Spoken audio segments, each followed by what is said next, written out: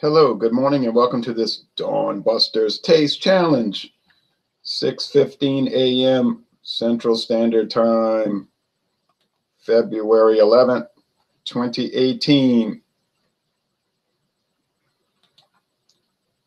Not going to Mass this morning because I went yesterday at 4 o'clock to a place called the Little Church in the Woods in Marrero, Louisiana, on Louisiana Highway 45 on the northbound side of the highway.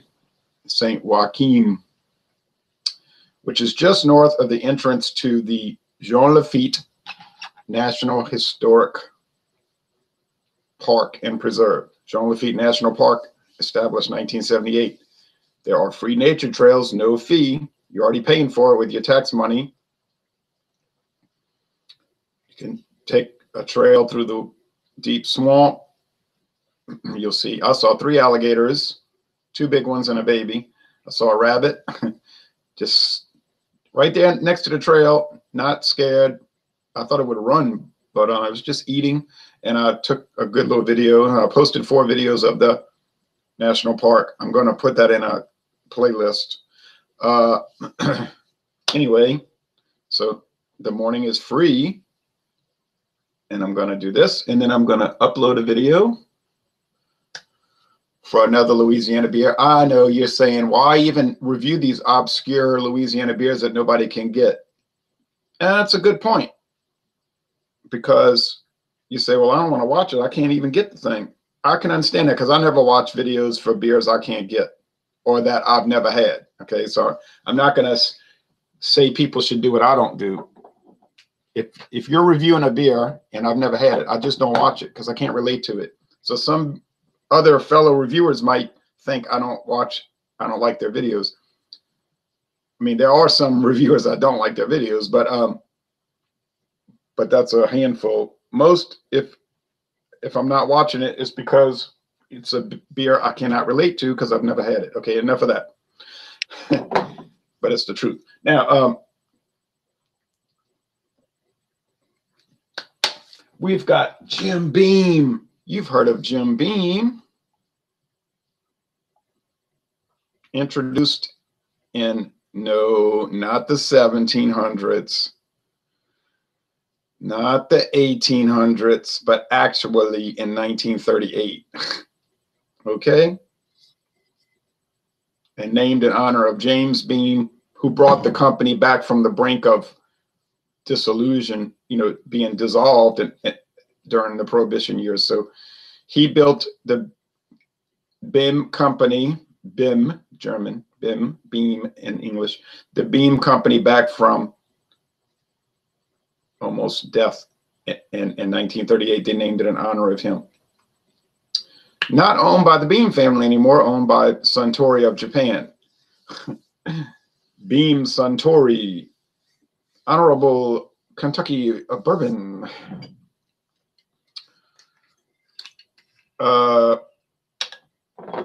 Another branch of the Jim Beam family, the Beam family, are the distillery masters at Heaven Hill Distilling Company down the road in Kentucky.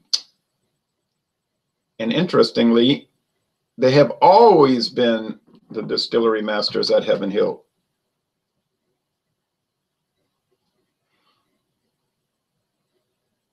Jim Beam. Okay, they show the Beam family on the back. Jacob, David,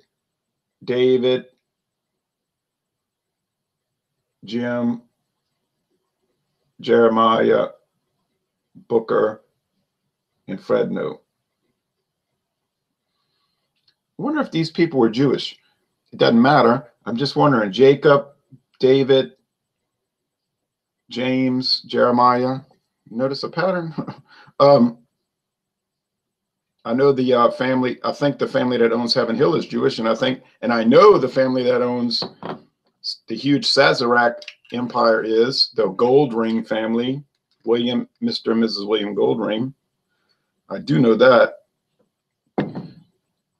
Not to mention the Bronfen family, who owned and then, unfortunately, with later generations, destroyed the Seagram's empire. That's the problem with family owned, because if the wrong family member takes over, they can gut the business, you know, can bring it down. August Bush IV nearly did that, but Anheuser-Busch was rescued by a buyout because they were on their way to being another Schlitz in 2008, 10 years ago. I mean, it was, oh, you're saying, what are you going against? Well, you know, I'm going against Redemption High Rye, which hasn't performed very well and probably should have already been knocked out of the competition, but I'm just doing it for curiosity now. Simply curiosity. So you get these family-owned businesses, and if the younger generation isn't too locked in on how to run it right, and they're maybe spoiled and were raised in a life of luxury, they might take over and just wreck the place. So look at Howard Johnson's.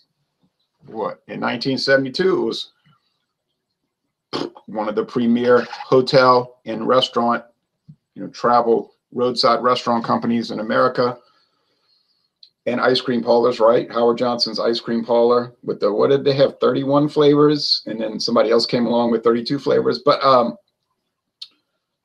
unfortunately, as time dictates, Howard Johnson died 1972, and his son took over. And it took about 10 years, and the company was destroyed and was bought out. Oh yes, there's still Howard Johnson hotels, but they're owned by Wyndham, a buyout, Anheuser-Busch, a buyout, etc. Seagram's bought out by different companies. Okay, gold. They're both golden, and they both have typical alcohol eggs. Now the Jim Beam, the Jim Beam is aged 4 years, like Mila Kunis, a Jewish Russian immigrant, kind of keeping with the theme. She's actually born in the Soviet Union. Did you know that? Same with the AT&T girl. You know, the girl that everybody's always like wanting to look at. She's a Jewish Russian immigrant, or Soviet immigrant, Kazakhstan, something. All right, anyway.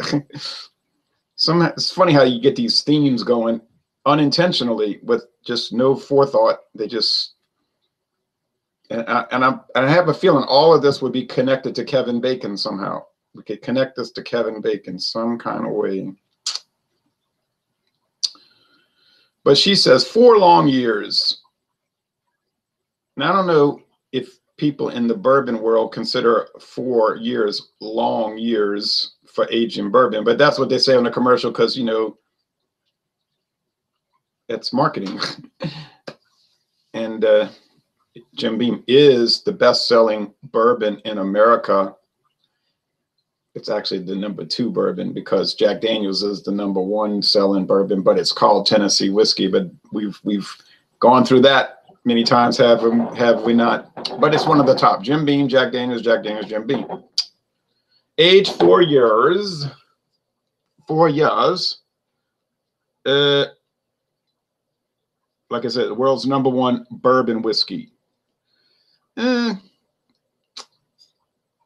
Depends how you look at that, but that's okay. All right. Age 4 years. Age statement.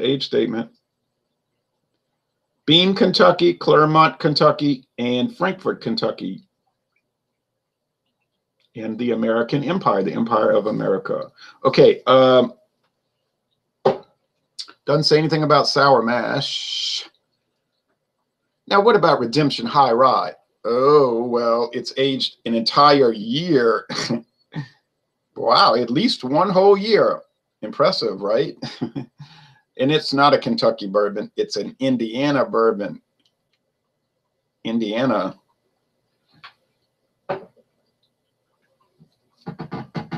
You might say, what? Bourbon from Indiana? Actually, there might be more bourbon coming out of Indiana than Kentucky because of the humongous Midwest grain products of Lawrenceville, Indiana, the former Seagram's distillery, which has been around since 1847. So a lot of these handcrafted bourbons that you buy coming from Indiana. Look at the bottle carefully. It won't say distilled in Pawtucket, Arkansas. It'll say bottled there. Bottled. Well, where was it distilled? Oh, in Indiana. Okay. You say, well, I'm suing because it's handcrafted and it's being sourced from Indiana. Now go ahead and sue. You'll lose because handcrafted is not a legal term. Nope. Not a legal term. Not a legal term. You're going to lose. Actually, it won't go to trial. It'll be thrown out of court. They won't entertain it. People tried that with Tito's. They lost. Pressing a button on a machine could be handcrafted in the sense that your hand touched the button. It was crafted by a machine, so you used your hand.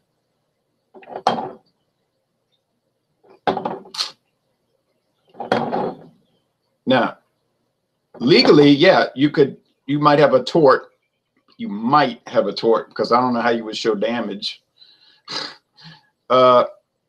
If something said straight bourbon and it was just a bourbon, like the Redemption High Rye used to be listed as straight bourbon on the bottle. It was a different bottle design. It used to have a cylindrical bottle, and then they went to this Bullitt mimic type medicine bottle. But they probably got in trouble with the Tax and Trade Bureau because it was only aged 1 year, so they quietly changed it to bourbon. Did you know? Did you know that there's no age requirement for bourbon?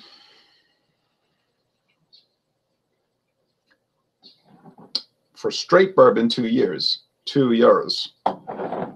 For bourbon, it could be 2 minutes. 2 minutes in a new charred oak barrel.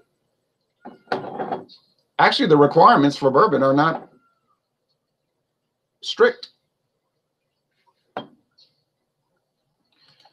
They're very loose. It has to be made in America, any state. That's 50 states. Might even apply to Puerto Rico as a U.S. Commonwealth. So I'm not quite sure how that would work. But, you know, they're making rum down there. So secondly, it has to be 51% corn and aged in new oak barrels. New. Now, and then it can be bourbon. Okay, so it could be 51% corn and then 49% grain neutral spirits, which is unaged corn liquor, really. And you could put it in a new charred oak barrel for 2 minutes, and now it's bourbon. Put it in there, wait 2 minutes, dump it back out. So you say, well, that might not even be any good. I know. We never said bourbon was automatically good. We just said that's the legal requirement. Larry Bowles. Good morning, Larry Bowles. Good morning, Larry Bowles. I believe you said you began drinking beer in 96. That's right. February 1996. What year did you begin drinking whiskey? I think it was like 2011, if you want to call that began drinking whiskey. And I'll tell you why, because I'm on an empty stomach. If you want to call it empty, I ate this huge Chinese food yesterday.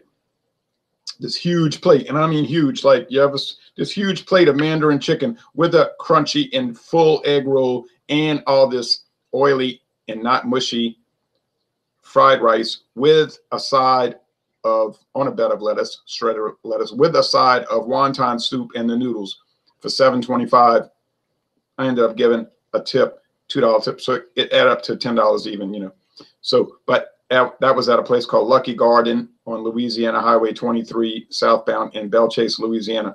Kind of a crummy looking place, you know. It didn't look like much, so you might just drive past it. But I knew about it from internet research. I said, I'm going to try it because I wanted to go to every Chinese restaurant in the New Orleans area, which I've pretty much accomplished. It was awesome. One of the top 5 places, I think. So don't let looks, especially with, and I know a lot of the viewers know this, with Chinese restaurants, looks can be deceiving. I've heard, okay, so in 2011, my friend Sonia gave me a bottle of Sazerac Rye. She said, you want this? It was never open. I guess she wasn't going to drink it. I said, well, okay, thank you. And I tried it, and I drank the whole bottle. over a period of weeks or months.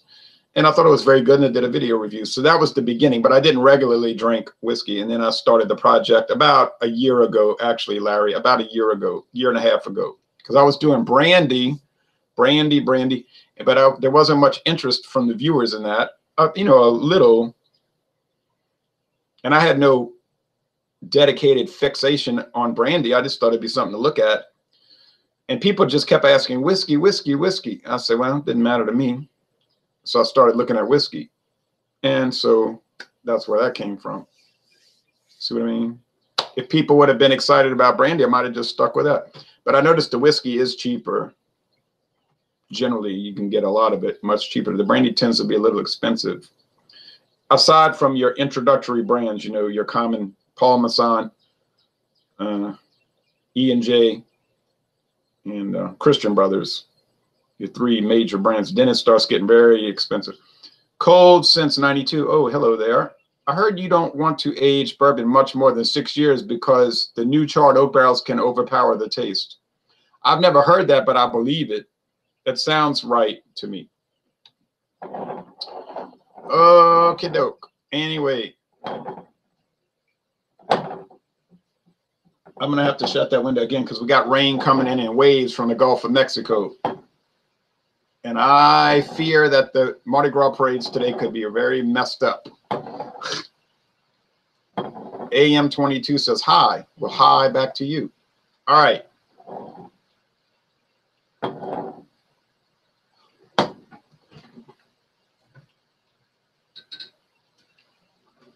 Open the blinds so that you can see the dawn busting through. You can hear this rain? You hear this rain? See what happens when you live in a subtropical climate? You just get all this rain. And it's worse in the winter. We have very rainy winters. And it was bitterly cold this year. And with the humidity, it doesn't have to be cold and you feel cold. It's 70 degrees right now and I feel a little chill. Because of the dampness, you know. Think about being totally wet and it's 70 degrees. You would feel cold. Okay, let's see. I don't think the Redemption is going to make much of an impact today. I don't think it's going to beat Jim Beam, and I don't think it's as good as Jim Beam, although it's $23 a bottle. I saw it for $26 yesterday somewhere, and I was like, oh, no, I don't think so.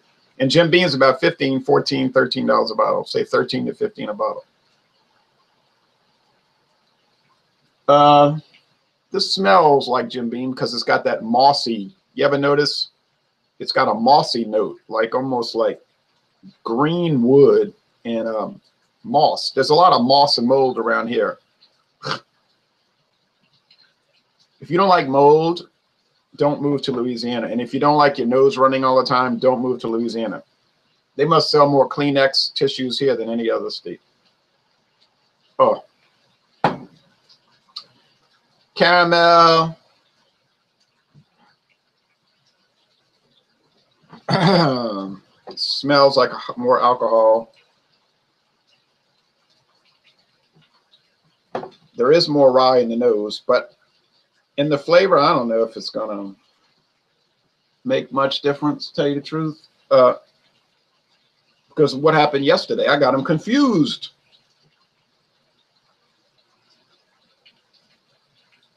I got them mixed up. So that's not a good sign. Okay. I'm going to shut that just because it's noisy. It's nice to hear the rain, but not when you're trying to talk. I did a video, a beer review with all the rain going, and I just deleted it because the microphone on my camera is so sensitive.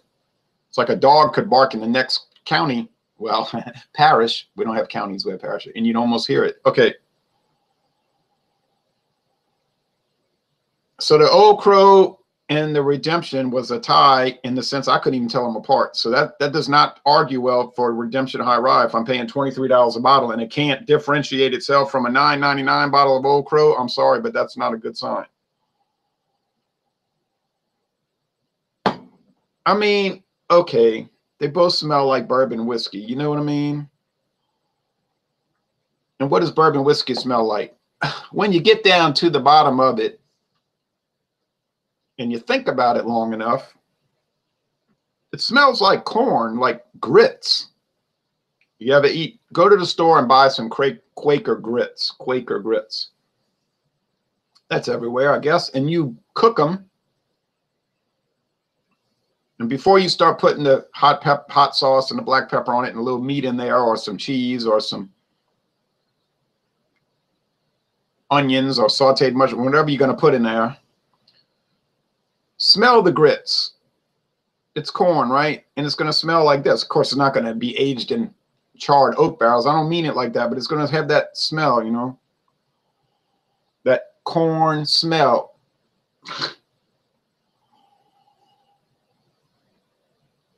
And that's another thing that just cracks me up. Like, you get these beer snobs, and I'm not against beer snobs. If you want to be a beer snob, it's your money, so you have a right to be a beer snob. You can look down on any beer you want to look down on and talk dog about it and drink only what you want. I have no problem with that, really. I just got a problem with beer snobs telling other people what they need to drink. That's the problem, you see. But they'll say, oh, I would never drink a beer made with corn adjunct. It is so gauche. It ruins the beer. Corn is just so bad. I'm going to go drink some bourbon. Oh, okay. Right. But then all of a sudden, corn is the greatest thing in the world. All right.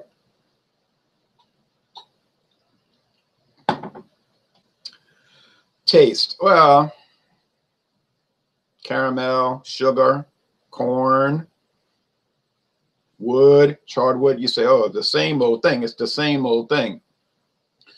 Dried flowers, nectar. I know it is the same old thing because it's the same old product.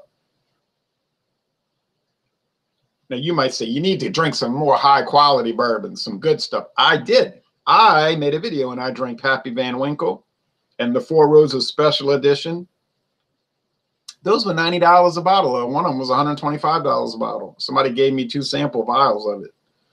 Oh, yeah, they were wonderful. You know, oh, they were just so fabulous. They certainly were. But, I mean, they still just tasted like bourbon. Now, hate to bust your bubble. And I drink really expensive beers, and I love them, and they're just fabulous, and they're just so incredible, and they just, but like my father would say, like if I gave him West Flatirron 12, you know, and that's a great beer, and I gave it a super high score, and it's world class, and they do add sugar to it, though. You know, why don't they make a West Flatirron unplugged, right, without the sugar? Would it really be world class? It's a flavored beer. But my father, he would say, it just tastes like beer to me. J-Dog, enjoy your day, says Joshua. You enjoy your day, too. Okay, so this tastes like bourbon. Oh, I can't believe it. Now, let's check this one out.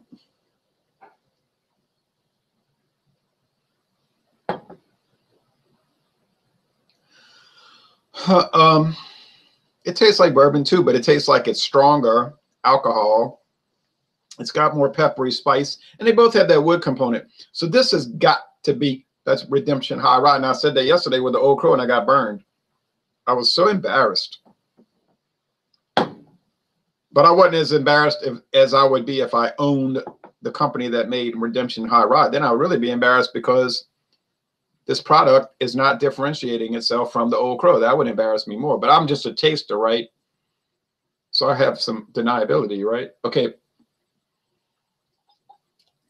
But I think that's Redemption. It's just got too much booze in it. You know what I mean? 92 proof. Okay. Which one's better? All right.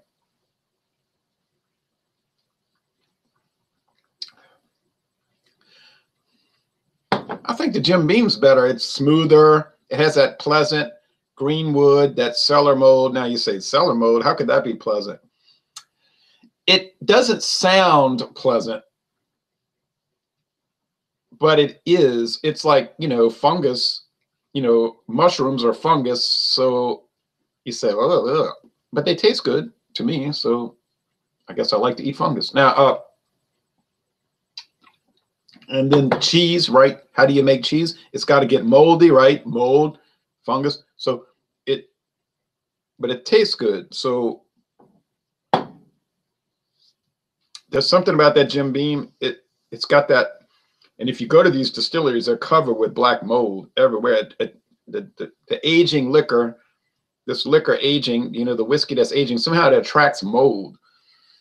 I thought it was smoke residue, and the guy said, no, it's mold. It's all over the town, too. If you drive around Bardstown, Kentucky, all the street signs are covered with this black mold. I said, ugh, that's really crazy. Larry says, speaking about beer snobs and not wanting to drink beer with adjuncts, but yet they'll drink a craft beer, for example, that has been brewed with oats. I don't understand their logic. Any thoughts? I don't understand it either. I never did understand it. It seems crazy to me. I think it's just people, they want to look like I'm an expert. You know what I mean? Like, oh, I went to this school, online school for tasting beer, and I just only drank exemplary things, and I just have this fantastic perception of taste and quality, and I think I'm probably a little better than you, much better than you, and I think that's the image they're trying to project. Okay. But then they'll just go on and on and on. You know, they make video after video. That's the thing that got me interested in doing video reviews back in 2010, because these people would go on and on and on about Budweiser, for instance. Now, before 2009 or 2010, my attitude towards Budweiser was indifference, largely. It was a product, right? It was like Dan and yogurt. It was a product. I had no great love or hate of Dan and yogurt. It just was there. You know, it's like Budweiser. It was there, seemed all right. I wasn't especially excited about it. I didn't have any great love for it. I didn't have any great hate for it. You understand? I was just largely indifferent to it. But I started reading written reviews, maybe 2008, 2007, 8. And I would read these reviews where people would just say these things that didn't seem to make sense. You know, like, oh, it's so terrible. It tastes like urine, and it's worse than water. And I would rather drink water than Budweiser. And I would think, I don't know what they're talking about. You know, I've drank it. It doesn't taste like what they're talking about. And so that got me interested. And then I would watch video reviews, and they were saying, oh, it's terrible. I was like, it's not terrible. It's just ordinary, maybe, but terrible. And then Chad's beer reviews, he gave it a C. He said, it's fair. Okay, I thought that was like a sensible rating. A C, you know, it's okay. But this business about they would rather not, they'll say, if they only had Budweiser, I wouldn't drink beer. You know, I mean, yeah, I can understand if they only had Four Loko, you wouldn't drink beer. Okay, fine. But I'm thinking there's a lack of perspective in, not all around, not universally in the beer reviews. It wasn't a total lack of perspective, but there was, to a large extent, a lack of perspective. So I said, I'm going to start doing video reviews and put in my 2 cents. You know, just give you my opinion, whether good or ill. Now, some people like the reviews. A lot of people like them, but some people hate them. And there's some people that have dedicated hate. They say, I'm going to watch every video you make, and I'm putting a thumbs down because that is my goal in my life. And I understand that if that is your life's sort of like, what do you call that? Your life purpose, your life fixation, or like to Sigmund Freud would say, a fixation. That's fine. You should do that, I suppose. I just can't beat this rain. To just make sure you put a thumbs down every time. It's fine. You have that option. That's your purview. That's what we said. That's your purview. There's some people I don't like. Not personally. I don't really dislike anybody personally, but their videos, but I just don't watch them. I don't have this fixation on making sure I wake up every morning. Oh, I got to go see their videos so I can put them. I don't have that, you know, that sort of a psychological. That's the word, fixation on it. Like I said to some guy, I said, you have J on the brain. But going back to the adjuncts, yeah, it's strange. You know, they'll say, oh, I love it. It has oats. Well, what is oats? That's an adjunct. Or they'll say, I like Leffe, and that's quality stuff, Leffe. It's been made for hundreds of years, the beer from Belgium, Leffe. Well, don't you know they use maize? You know what maize is? Yeah, flaked maize. That's cornflakes. Go buy a box of cornflakes. That's flaked maize. But then they'll brag on it. Oh, it's so wonderful. A lot of the highest rated beers use things beyond barley. Even rice. You can buy this red rice beer from China. The Hitachino Nest red rice beer. I think it's, and there's another company in China. It's awesome. It's like 100 out of 100, world class. So yeah, so the whole, like Larry's saying, the whole attitude is illogical. Who cares if it's rice or corn? That should not be that should not be the fulcrum, right? The fulcrum of your leverage. You know what I mean?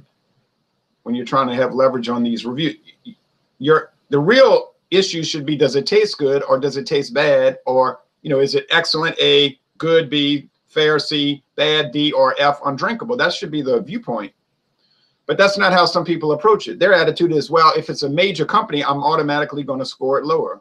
I've actually heard reviewers say this.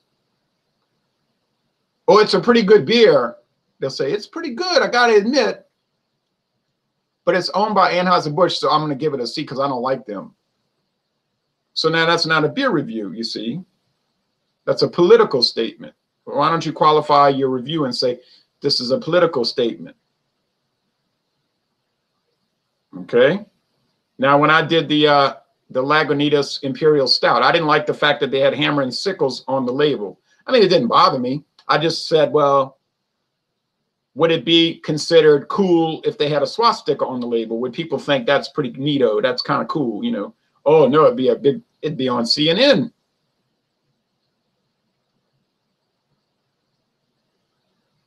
But I still gave the beer an A+ because it was outstanding, regardless of the label. You see, but a lot of people can't look at it that way. The politics of the beer is more important than the actual product in their mind. So I watch those things carefully. I pick up on that. I like to read between the lines with what these people are saying. One guy will say, well, I don't like Coors because they're anti-union. But he's never actually provided any evidence of that. He just says it. They're anti-union, man. So I don't like them.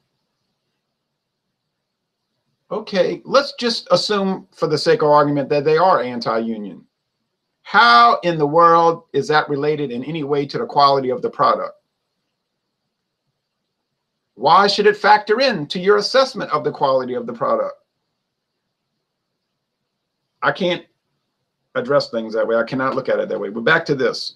I think this is the Jim Beam, and I think it's more enjoyable. Enough rant and rave of Ronald. I could do these rant and raves, you know. It's mellow, it's mild, yeah, it's corny. Well, hell, it's made out of corn, excuse my language. Like the priest, the Dominican priest, you know, he's a friar, he's got the hood, you know. He said yesterday, oh, Ash Wednesday, people are going to have the crosses on their head with the ashes. They'll be the most public Christians on Wednesday, Ash Wednesday. That's the most public day for Christians. He said, but don't go out there and just have the ashes, be a Christian. In other words, don't have the ashes on your head and then be at Rouse's supermarket screaming at the lady in the deli because she cut the cheese too thick. You know, she cut your Swiss cheese too thick. So he said, don't just talk the talk, walk the walk. I said, that's good. That's a good thing to say. I wish I would do that all the time. But of course I don't. I wish I did. The intention is good. The execution is not so good.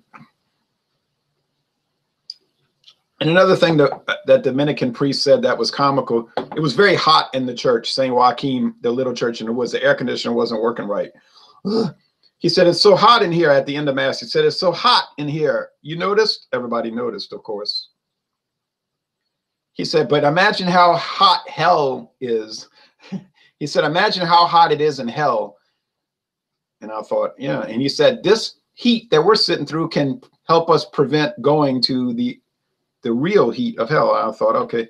And by the way, you hear about Protestants and the Baptists and hell and brimstone preaching, you know. Oh, yeah. I got to say, since becoming Catholic in April, or was it March, April, whatever, Easter Vigil 2001, I've heard much more hell and brimstone preaching in the Catholic Church than I ever heard in Protestant churches. I just thought I'd mention that.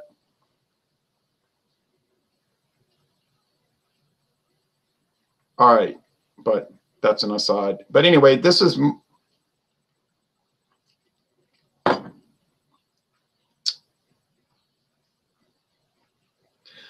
smoother than this other one. Oh, you know, the redemption's not bad. It's all right.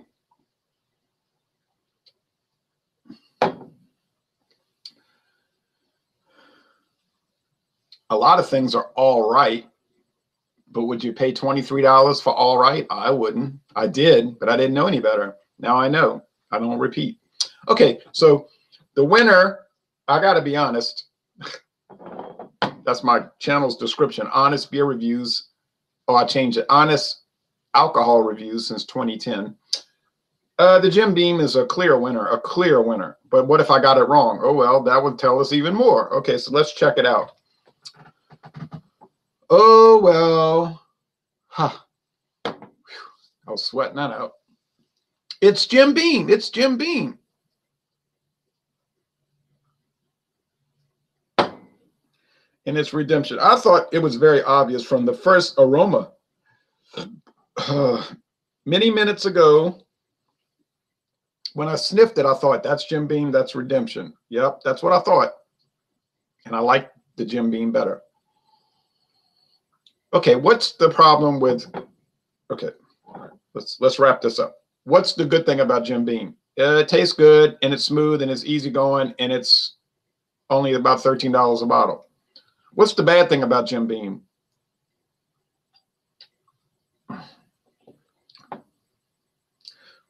Tastes like a lot of corn, but that's not bad because that's what bourbon is, corn liquor. So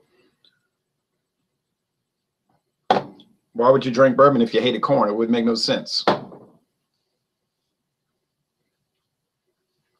And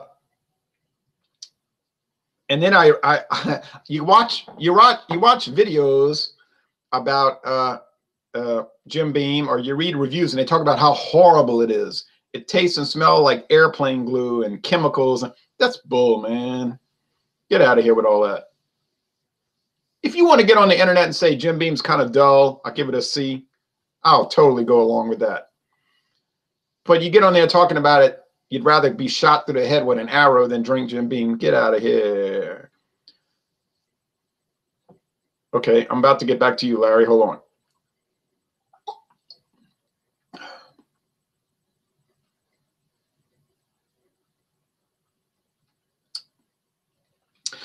What's the problem with redemption?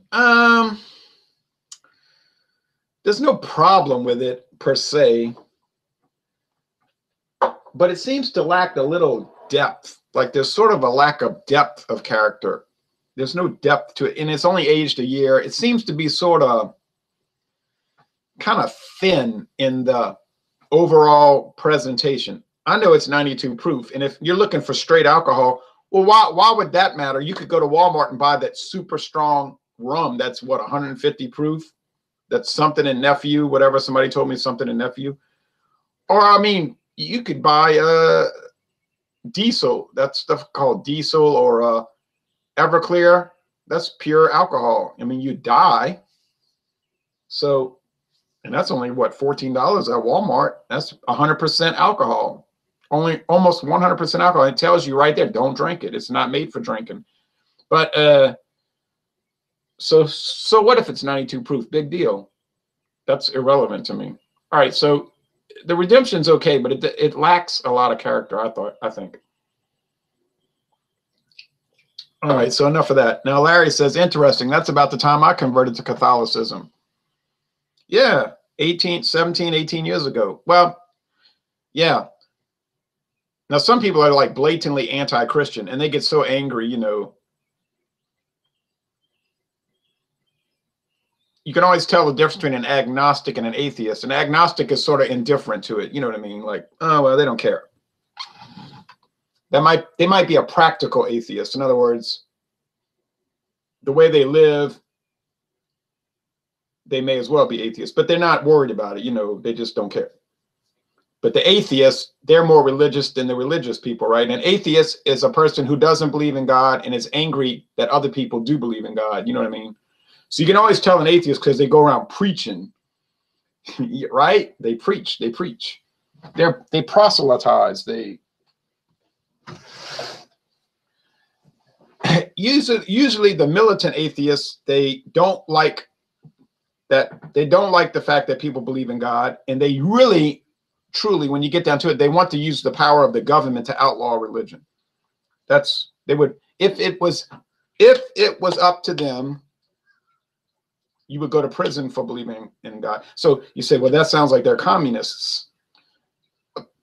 In a practical sense, that's true. And I've dealt with some of these people on Facebook, and they just can't let it go. They're so mad all the time. And they're so mad because there's at least one person on the planet that believes in God, and that bothers them to no end. And we see that.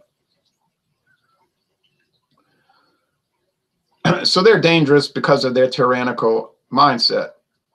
You say, well, that sounds like Robespierre in the French Revolution, the Reign of Terror. Yeah, that's essentially the same viewpoint. You know, they got that same viewpoint. You know, they say, I disagree with you, and I will use the power, all the powers available to me to keep you from saying what you want to say. You know, they're not like, here's a good example, an agnostic, like, who was that French nobleman? You know what I'm talking about? Voltaire, his pen name, Voltaire. He was like the old time liberal agnostic.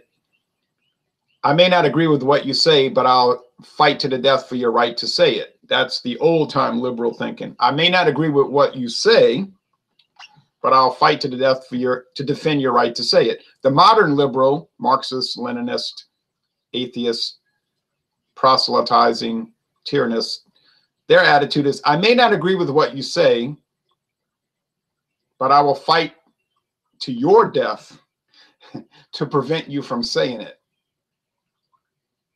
And your opinions are invalid, and I will use the power of the government to not only prevent you from saying what you want to say, I will actually, even if I had my druthers, use the power of the government to execute you for thinking those things to which I disagree, thinking things that I disagree with. So you got that viewpoint that we deal with today. And they do it on social media. I don't like the videos you make, so I think the government should shut down your xenophobic, intolerant videos. You know what I mean? That's their idea of the arena of ideas. You know what I mean? We should entertain any ideas to which we agree. This is literally the modern progressive viewpoint. We should entertain any ideas to which we agree, with which we agree. And any other ideas that run counter to what we think are racist, anti whatever noun you want to add to it, anti whatever, and we should have special facilities to exterminate the idea. Shout it down. You may have already done a video about church history. If you haven't, I'd like to see you do one. The Great Schism of 1054, etc.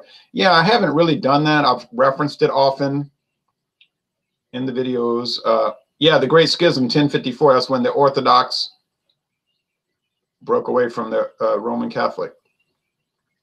But I don't want to get into all that. So we did the bourbon review. Redemption, once again, falls disastrously short.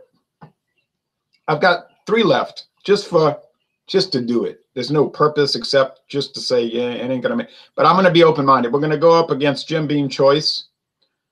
Can you imagine how that's gonna work out? Redemption High Rye against Jim Beam Choice. I feel very afraid for Redemption High Rye because Jim Beam Choice can really battle. That is a battler, and it's been discontinued, which is a sickening thing. Then we'll go ahead and put it up against Jack Daniel's Black Label Old No. 7. You know, the stereotypical Jack Daniels that everybody sees, the Black Label Old No. 7. And then we'll close it out. Redemption High Rye versus Jack Daniel's Green Label, the No. 7, not Old No. 7. Look at the label carefully. It's called Jack Daniel's No. 7. The rare green label, the elusive green label, the celebrated green label. Many of your liquor people will tell you in their mind that the green label is better than the black. I might go along with that statement, actually. I could be convinced of that. Yeah, I'd like to do a video talking about church history, like why I was Baptist and became Catholic. The short answer to that is I made a mistake and kept reading the Bible and studying. Now, if you're open-minded, now here's the thing. You say, if you're a Baptist and you're open-minded and you're willing to read, you better watch it because you'll almost certainly become Catholic. True story. This keeps happening throughout the decades. People say, I'm a Baptist. I don't like those Catholics, those heretics. But maybe that person is a little open-minded and they say, wow, just for the fun of it, I'll read some Catholic literature. Those bastards, you know, and they'll read it. Next thing you know, the person's at the Easter Vigil becoming Catholic. Oh, my goodness. Same thing with politics in a way. If you're open-minded and you start reading paleo-conservative literature, oh, well, you better run. You better run. You might turn. Oh, you might find yourself representing the wrong side of history, as they say on the street. You might find yourself on the wrong side of history, as our socialist friends like to say. All right. Anyway, one more thing. Now, you might say, there's always one more thing with you. I know, isn't there? Okay. I know. Scoresby Scotch. I know. You don't have to lecture me. I couldn't resist because it was $15 and yeah, Walmart has it for $31 a big bottle. I didn't want the big bottle. Wake up, Tom. But the funny thing about Scoresby, it says very rare. Yeah, you know it's rare when you can buy it at Walmart. You know it's rare when you can get it at Walmart. The connoisseur Scotch whiskey. See, you can't drink this unless you're a connoisseur. Well, luckily, I'm a connoisseur, so I can drink it. I'm going to try this out. The connoisseur Scotch whiskey. So if you're just a regular old drinker, you better not drink this. You're not a connoisseur. This is the connoisseur Scotch whiskey. You better not go to Walmart and buy that if you're just a regular old drinker. No. Now, yesterday, here's another one I couldn't resist. Look at that. 1 liter. 1 liter. Oh, my goodness. JW Dance Blended Scotch Whiskey. JW. Not J and B. Not J and B. JW. So you got that big red JWB. Like Henry Hill in Goodfellas, he said, I got scotch. Like, remember when they were in prison, I got scotch. Imagine if he'd have said, I got scotch and pulled this out. He might have been shot in prison. But anyway, Paulie would have had him killed in prison. But here's JW Dance Blended Scotch Whiskey. Oh boy, oh boy. And this is a liter. A liter. Ooh, it's heavy. You know how much this cost me at Dorgnac's yesterday? $8.99 plus tax. I could not resist. When I saw that and I said $8.99 for a liter. Oh, well. then I can't resist. And there's a long, it's like there's a whole booklet on the back. The back label has like a booklet. It's not about the, it's like the whole history of Scotch. So if you're bored standing in the line waiting to check out, you can read that. It'll keep you busy for a while. Oh, things you could buy with money. All right, that's it. We're finished. So what's your go-to bourbon and also your go-to IPA? My go-to bourbon, I don't have one since I have like multiple bottles that I just keep trying. You know what I'm saying? So there is no go-to because I just keep buying everything. Now, what would be my go-to if I did actually drink bourbon just to drink instead of review? I'd probably pick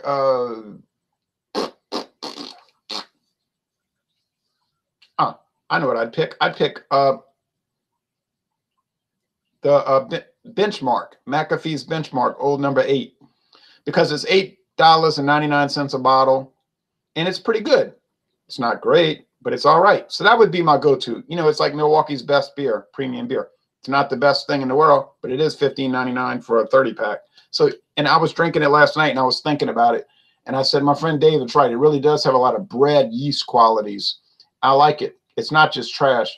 It isn't trash. That's not true. That's a lie. Yes, I would drink Benchmark. Yeah. And what's your go-to IPA? Oh, well, that goes without saying. There's no doubt. That would be Torpedo from Sierra Nevada. Sierra Nevada Torpedo, no longer sold in this town. Imagine how much Sierra Nevada has fallen in the last 5 years because of the flood of craft beer. My local store sells 2 types of Sierra Nevada, neither of which is Torpedo. It's pitiful, but that's a fabulous IPA, and it's only about $8.99 a 6-pack or less. Tremendous. That would be my go-to IPA if I had, in fact, a go-to IPA. Jimmy M. Hello, Jimmy M. Good morning to you in this taste challenge. That is one heck of a bottle of whiskey. Wow, only $8.99. Talk about a deal. Incredible deal. $8.99. And this is pure Scotch whiskey. You say, yeah, but it's blended. It's blended. It's blended. Okay. Before you have a heart attack or a nervous breakdown, you might want to research what that means. Okay? It's 100% Scotch whiskeys that are blended together to they're blending it to a center point. Yeah, I know it's blended to be generalized flavor. I understand that. You say, yeah, but they're just trying to appeal to a mass market. I know, that's why it's $8.99 a bottle. You say, but a single malt, I had a single malt and it was only $77 a bottle, and it was so unique. I understand that. And I'm not detracting from that. And you should pay $79.99 for a bottle of single malt Scotch. You should do that. On the other hand, let's go back to the other hand. There are a lot of people that don't have those income streams. They can't afford it. Okay? They don't have that job. And they can only afford the $8.99 1-liter bottle. So we'll see how that tastes. Maybe it's horrible, but I seriously doubt it's horrible, okay? I seriously doubt that. It might be ordinary, but there's a lot to be said for ordinary. You know, a lot of this world was built on ordinary things, okay? There's a lot to be said for the mundane. All right. So anyway, that's it. Maybe in 2 days, maybe, God willing, but we'll go with Redemption High Rye versus Jim Beam Choice. And I really think I know what's going to happen there. That could be a catastrophe because Jim Beam Choice can battle really good stuff. But we'll see. We'll see. Thanks for watching this video production. Everyone take care. Have a great Sunday. Are the Mardi Gras parades going to happen? I don't know. It looks like a really bad weather day, although it's warm. So we got that going for us. Thank you very much.